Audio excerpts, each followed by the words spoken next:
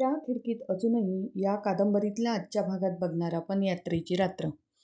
गाव आज पूर्ण उजळून निघालं होतं. महादेवाच्या मंदिराची वार्षिक यात्रा असल्यामुळे सकाळपासूनच गावात गजबज सुरू झाली होती. दूरदूरच्या वाड्या वस्त्यांमधून लोक येत होते. मंदिराकडे जाणाऱ्या रस्त्यावर रंगीबेरंगी दुकानं लागली होती. कुठे खेळणी, कुठे बांगड्या, कुठे गरम भजींचा वास, तर कुठे हलव्याच्या गोड सुगंधाने हवा भरून गेली होती. संध्याकाळ होताच संपूर्ण गाव दिव्यांनी उजळलं. मंदिराच्या कळसावर रोषणाई चमकत होती.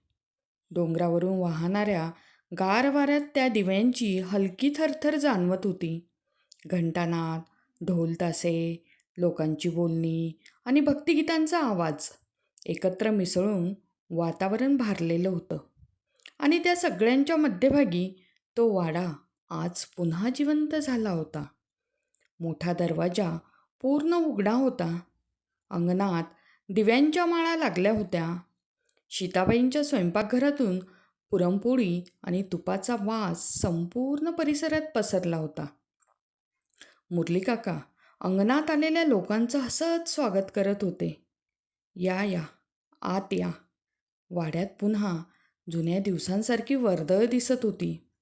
आजीच्या चेहऱ्यावर समाधान होतं. यात्रेच्या रात्री हा वाडा असाच भरलेला पाहायला आवडतो, त्या मंद आवाजात म्हणाल्या. वैदेही वरच्या गॅलरीत उभी राहून खालील गर्दीकडे पाहत होती. आज तिने हिरव्या रंगाची साडी नेसली होती. केसात मोगऱ्याची फुलं होती.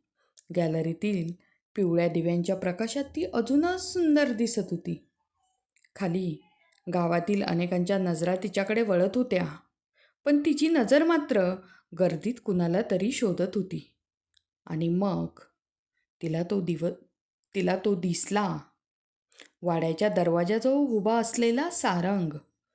साधा पांढरा कुर्ता, डोळ्यात शांत चमक आणि चेहऱ्यावर हलकंसं हसू. क्षणभर दोघांची नजर भिडली आणि वैदेहीची चेहऱ्याकडे नकळत हसू उमटलं. सारंगच्या मनातही विचित्र ऊब पसरली. गर्दी असूनही त्या क्षणी त्याला बाकी काहीच दिसत नव्हतं. फक्त वरच्या गॅलरीत उभी असलेली ती. मंदिरात आरती सुरू झाली. घंटांचा आवाज संपूर्ण गावभर घुमला. लोकांचे जयघोष हवेत मिसळले. डोंगरावरून परतणारा तो आवाज संपूर्ण वातावरणात भरून राहिला. वैदेही खाली अंगणात आली. लोकांमध्ये चालताना अनेक जण तिच्याशी बोलत होते. ती प्रत्येकाशी हसून बोलत होती.